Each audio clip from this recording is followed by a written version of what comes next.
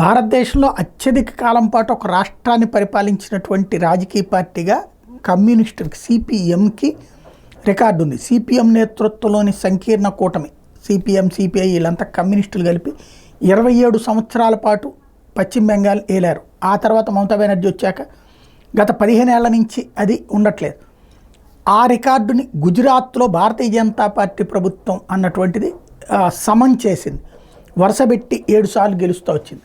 ఇప్పుడు మొన్న పార్లమెంట్కి జరిగిన ఎన్నికల్లో అంతకుముందుసారి 26కు 26 గెలిస్తే మొన్నటిసారి 26కి ఒక్క సీటు తగ్గింది, 25 గెలుపొందింది.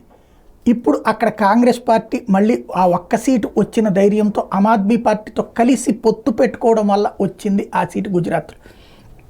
ఆ ధైర్యంతో ఈ దఫా ఎలక్షన్స్కి ఇద్దరం కలిసి వెళ్తామని ప్రకటిస్తోంది.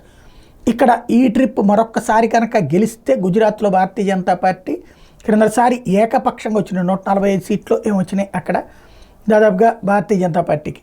అలాంటి స్థితిలో ఇప్పుడు భారతీయ జనతా పార్టీ అక్కడ మరొకసారి గెలిస్తే భారతదేశంలో అత్యధిక కాలం పరిపాలించినటువంటి ఒక రాష్ట్రాన్ని పరిపాలించిన పార్టీగా అది రికార్డు సాధిస్తుంది. ఇప్పుడున్న రికార్డు సమాన్ని బ్రేక్ చేస్తుంది. అవుతుందో లేదో చూడాలి.